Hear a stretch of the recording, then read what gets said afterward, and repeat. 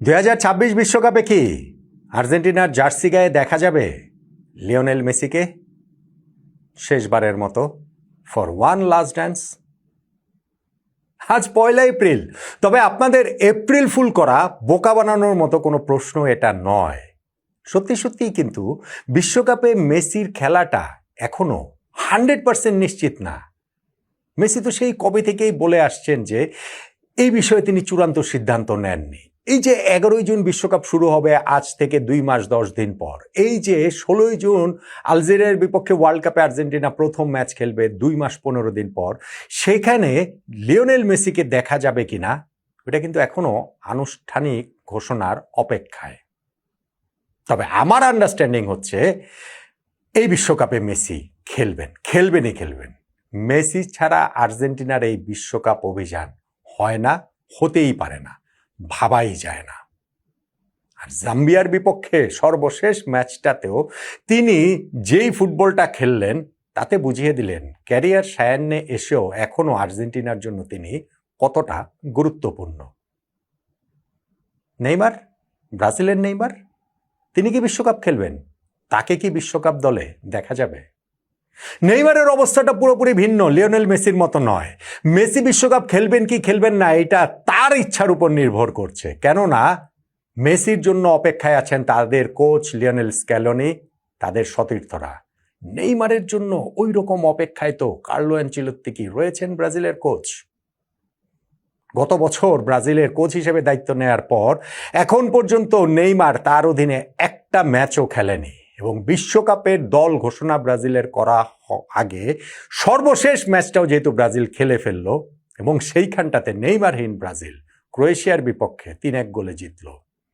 তাতে করে কি নেইমারের বিশ্বকাপ খেলার সম্ভাবনাটা আরও একটু ফিকে হয়ে গেল? দেখুন, আর্জেন্টিনার কথাটা একটু আগে বলি। মেসির কথা আমি বলছিলাম যে অবশ্যই তিনি বিশ্বকাপ খেলবেন। গত বিশ্বকাপ জয়টা ছিল মেসির ক্যারিয়ারের পূর্ণতা। এর আগে ইন্ডিভিজুয়াল এবং ক্লাব পর্যায়ে সম্ভাব্য সব কিছু তিনি জিতেছেন। কেবলমাত্র একটা অপ্রাপ্তি ছিল বিশ্বকাপ, 2022 কাতার বিশ্বকাপটা জিতে সেই অপ্রাপ্তিটাও তিনি দূর করে দিয়েছেন। তখনই তিনি অবশ্য নিতে পারতেন, অনেকে ভেবেছিলেন হয়তো তিনি সেটা করবেন ইন্টারন্যাশনাল ফুটবল থেকে, তবে তিনি তা করেননি, বরং প্রতিনিয়ত নিজেকে পুশ করে গেছেন। যদিও 2026 বিশ্বকাপে খেলবেন এরকম কমিটমেন্ট করেননি, একের পর এক ইন্টারভিউতে বারবার তিনি মনে করিয়ে দিয়েছেন যে এই বিষয়ে চূড়ান্ত সিদ্ধান্ত তিনি নেননি। বিশ্বকাপ বাছাই পর্বে ওই লাতিন আমেরিকা অঞ্চলে আর্জেন্টিনা 1 নম্বরে থেকে শেষ করেছে, এবং ওই অঞ্চলের বাছাই পর্বের সর্বোচ্চ গোলদাতার নাম লিওনেল মেসি। আপনি এই সর্বশেষ আর্জেন্টিনা যে 2টা ম্যাচ খেললো এই ফিফা উইন্ডোতে, সেই ম্যাচ 2টার কথা ভাবেন। মৌরিতানিয়ার বিপক্ষে আগের ম্যাচটা আর্জেন্টিনা জিতেছে বটে, তবে সেইটা আর্জেন্টিনা খেলা সমর্থকদের মন ভরাতে পারেননি। মেসি সেই ম্যাচের ফার্স্ট 11-এ ছিলেন না, বাদ দেয়নি, স্ক্যালোনি তাকে বিশ্রাম দিয়েছিলেন। এই ম্যাচে জাম্বিয়ার বিপক্ষে মেসিকে একাদশে রাখা হয়েছে এবং পুরো 90 মিনিট তিনি খেলেছেন, দাপটের সঙ্গে খেলেছেন। ফার্স্ট হাফে তার একটা দুর্দান্ত পাস থেকে হুলিয়ান আলভারেজ গোল করে আর্জেন্টিনাকে এগিয়ে নিয়েছেন। তারপরে অ্যালেক্সিস ম্যাকঅ্যালিস্টারের সঙ্গে একটা 1-2 করে মেসি নিজেও একটা গোল করেছেন। ফার্স্ট হাফে 2-0-তে এগিয়ে থাকা আর্জেন্টিনা সেকেন্ড হাফে আরও 3 গোল করেছে। মেসির ওইখানটা তার 1 গোল হতে পারতো, পেনাল্টি আর্জেন্টিনা যে পেয়েছিল সেইটা তো মেসি তাদের ফার্স্ট পেনাল্টি টেকার, কিন্তু তিনি ওই পেনাল্টিটা নেওয়ার জন্য নিকোলাস ওতামন্দিকে ডাকলেন, যেই ডিফেন্ডার ঘরের মাটিতে শিওরলি তার শেষ ইন্টারন্যাশনাল ম্যাচ খেলছেন। আর্জেন্টিনার তো আর বিশ্বকাপের আগে কোনো ম্যাচ এখানে নেই, এবং বিশ্বকাপের পর ওতামেন্দি তো অবসর নেবেন। ওতামেন্দি গোল করলেন, এরপর একটা আত্মঘাতী গোল হলো, এবং শেষ দিকে গিয়ে আর্জেন্টিনা আরও একটা গোল ইনজুরি টাইমে পেল, 5-0 গোলে তারা জিতে গেল। আর্জেন্টিনার এই ম্যাচটাতেও যত আক্রমণ হয়েছে, বেশিরভাগ আক্রমণ হয়েছে মেসির মাধ্যমে।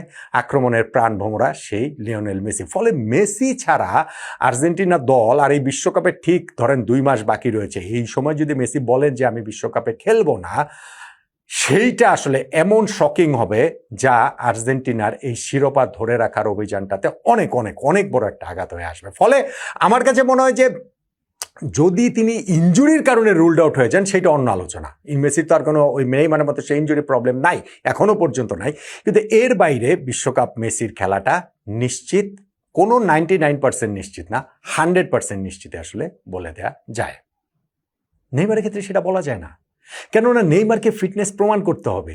কেননা ব্রাজিল যে নেইমার ছাড়াও একটা দল হয়ে উঠছে। লাস্ট ম্যাচটাতে অন্তত পক্ষে ক্রোয়েশিয়ার বিপক্ষে ওইটা নেইমারকে আরও একটু কি পিকিং অর্ডার থেকে পেছনে ঠেলে দিয়েছে কিনা বিশ্বকাপ স্কোয়াডে, সেই আলোচনার জায়গাটা রয়েছে। ব্রাজিল ফুটবলে এখন ঘোর দুঃসময়। সেই 2002 সালে লাস্ট তারা বিশ্বকাপ জিতেছে, এরপরে 2006, 2010, 2014, 2018, 2022 5টা বিশ্বকাপ চলে গেছে, ব্রাজিল আর বিশ্বকাপ জিততে পারেনি। এইবারও কি তারা পারবে? 2022 বিশ্বকাপের পর তিনবার কোচ বদলে চতুর্থ কোচ হিসেবে কার্লো অ্যানচেলত্তি দায়িত্ব নিয়েছেন গত বছরের মে মাসে। তার দায়িত্ব নেওয়ার সময়কালে নেইমারকে কিন্তু একবারও ডাকেন নাই। হ্যাঁ, নেইমার ইনজুরিতে ছিলেন। সেই 2023 সালে তিনি যে উরুগুয়ের বিপক্ষে ম্যাচটাতে ইনজুরিতে পড়লেন, এরপরে আর জাতীয় দলে খেলা হয়নি। কিন্তু এইরকম অভিজ্ঞ একজন ফুটবলার, 34 বছর বয়সী, 79টা গোল করে যিনি ব্রাজিলের ফুটবল ইতিহাসে ইন্টারন্যাশনালে সবচেয়ে বেশি গোল করেছেন, তাকে ছাড়াই কি ব্রাজিল বিশ্বকাপ খেলবে? ব্রাজিলের কিংবদন্তিরা কিন্তু সেই রোনাল্ডো বলেন কিংবা রোনালদিনিও বলেন, তারা নেইমারের পক্ষে ওকালতি করছেন। কিন্তু কার্লো অ্যানচেলত্তির মনে যে কি আছে কে জানে। দল ঘোষণার আগে ব্রাজিলের কিন্তু আর কোনো ম্যাচ নেই, ফলে সান্তোসের হয়ে ম্যাচেই তিনি যদি তার ফিটনেসটা প্রমাণ করতে পারেন, অ্যানচেলত্তি বলে দিয়েছেন ফিট যদি না হন তাহলে তিনি দলে, চূড়ান্ত দলে রাখবেন না কোনো ফুটবলারকে, তিনি যদি নেইমার হন সেটা সত্য। আর লাস্ট যে ম্যাচটা ব্রাজিল জিতলো এই ক্রোয়েশিয়ার বিপক্ষে, সেইটা নেইমারকে কি আরও পিছিয়ে দিয়েছে কিনা ব্রাজিলের বিশ্বকাপ খেলার সম্ভাবনা থেকে, ওই আলোচনাটা করছিলাম। দেখুন, এই ক্রোয়েশিয়ার কাছে হেরেই কিন্তু সর্বশেষ বিশ্বকাপের কোয়ার্টার ফাইনাল থেকে ব্রাজিলের বিদায় হয়েছে কোয়ার্টার ফাইনালে, এবং তারপরে নেইমার সহ ব্রাজিলের অন্যান্য দেশে কান্নার ছবিটা তো আসলে আমাদের মনেই রয়েছে, 4 বছর আগের সেই কথাটা। সেই ক্রোয়েশিয়ার বিপক্ষে ব্রাজিল জিতেছে। সপ্তাহের আগের যেই ম্যাচটা, সেইখানটাতে ফ্রান্সের কাছে ব্রাজিল হেরেছিল, শুধু সেইটা নয়, একেবারে যাচ্ছে তাই ফুটবল খেলেছিল। ক্রোয়েশিয়ার বিপক্ষে ম্যাচটাতে ব্রাজিলকে অনেক গোছানো ফুটবল খেলতে দেখা গিয়েছে। ইনফ্যাক্ট ফার্স্ট হাফের শেষ দিকে তারা প্রথমে অনেকগুলো সুযোগ তারা পেয়েছে, কুনিয়া কিংবা ধরেন ওইখানটাতে দানিলো, তাদের ওই চান্সগুলো, জোয়াও পেদ্রো, তারা গোল করার সুযোগ পেলেও সেটা পাননি। কিন্তু প্রথমার্ধের একেবারে ইনজুরি টাইমে গিয়ে দানিলো একটা গোল করেন, যেই গোলটা আসলে ফ্যান্টাস্টিক একটা গোল হয়েছে। কর্নার থেকে বল ক্লিয়ার করেছে ব্রাজিল, সেইটা পেয়ে ম্যাথিয়াস কুনিয়া একটা লং পাস যে দিলেন, সেই পাসের যে ওয়েট ছিল, যেই অ্যাঙ্গেলটা ছিল, যেইভাবে সেইটা ভিনিসিয়াসের কাছে যায়, ওইটা ম্যাজিক্যাল। ভিনিসিয়াস বলটা নিয়ে দৌড়ে ছিটকে গিয়ে তার মার্কারকে পেছনে ফেললেন। আবার যখন তিনি একটু পেছনে আসলেন, ততক্ষণে ক্রোয়েশিয়ার 3 ডিফেন্ডার তাকে ঘিরে ধরেছে। এর মধ্যে দিয়ে তিনি যেই কাটব্যাকটা করলেন বক্সের মধ্যে ফাঁকায় দাঁড়ানো দানিলোকে, সেইখানে ওয়ান টাইম প্লেসিং শটে গোলটায় পরিণত করে ফেললেন দানিলো। কয়েক সেকেন্ডের মধ্যে কাউন্টার অ্যাটাকে ব্রাজিলের একটা চোখ ধাঁধানো গোল। সেকেন্ড হাফে গিয়ে ব্রাজিল ম্যাচের শেষ দিকে গিয়ে একটা গোল খেলো 84তম মিনিটে। তাদের ওই জায়গাটাতে 2 ডিফেন্সের মাঝখান দিয়ে যেভাবে ওইখানে ফুটবলার বলটা পেয়ে গোল করলেন, ওইটা তাদের ডিফেন্সে একটা চিন্তার জায়গা তো রয়েছেই। কিন্তু এরপরে তারা 5 মিনিটে 2 গোল করে ফেললো ম্যাচের ওই শেষ সময়টাতে। বদলি হিসেবে নেমেছিলেন যে এন্ড্রিক, তাকে ফাউল করায় পেনাল্টি পেল, এবং সেই পেনাল্টি থেকেই গর্তিয়াগো তিনি হচ্ছে গিয়ে গোলটা করলেন। ইংলিশ লিগে খেলা ব্রেন্টফোর্ডের এই ফরওয়ার্ড। আর এরপরে সেই এন্ড্রিকের পাস থেকেই ব্রাজিলের নিউ সেন্সেশন রিয়াল মাদ্রিদে নিজেকে মেলে ধরতে পারছিলেন না, ফ্রেঞ্চ লিগে লিওতে গিয়েছেন এবং সেইখানে দুর্দান্ত খেলছেন, এবং এই ম্যাচটাতেও নেমে তিনি ডিফারেন্স মেক করে দিলেন। শেষেও তিনি তার পাসটা থেকেই গ্যাব্রিয়েল মার্টিনেলি তিনি একটা দারুণ প্লেসিং শটে গোল করলেন। ফলে নেইমার ছাড়া এই ব্রাজিল, যেই ক্রোয়েশিয়ার কাছে গত বিশ্বকাপে নেইমার সহ তারা হেরে গিয়ে বিদায় নিয়েছিল, এইবার নেইমারহীন ব্রাজিল তাদেরকে প্রীতি ম্যাচ হলেও সেখানটাতে হারালো।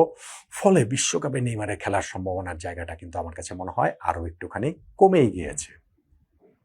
বিশ্বকাপে লিওনেল মেসি খেলবেন, আর্জেন্টিনার জার্সি গায়ে নিশ্চিতভাবেই খেলবেন, তবে ব্রাজিলের জার্সি গায়ে নেইমার খেলবেন কিনা আমার কাছে এখন পর্যন্ত তো মনে হচ্ছে যতটা খেলার দিকে তার চেয়ে বেশি প্রবাবলি না খেলার দিকে। স্পেশালি ব্রাজিল যখন এই লাস্ট ম্যাচটাতে ক্রোয়েশিয়ার মতো এরকম বড় প্রতিপক্ষ ইউরোপের গত 2টা বিশ্বকাপেই যারা সেমিফাইনাল এবং ফাইনালে খেলেছে তাদের বিপক্ষে ব্রাজিল জিতেছে, তখন কি নেইমার ছাড়াই বিশ্বকাপটায় ব্রাজিল খেলছে? কার্লো অ্যানচেলত্তির ব্রাজিল লিওনেল মেসি সহ আর্জেন্টিনা খেলছে, ওইটা আপনারা একেবারে নিশ্চিত থাকতে পারেন।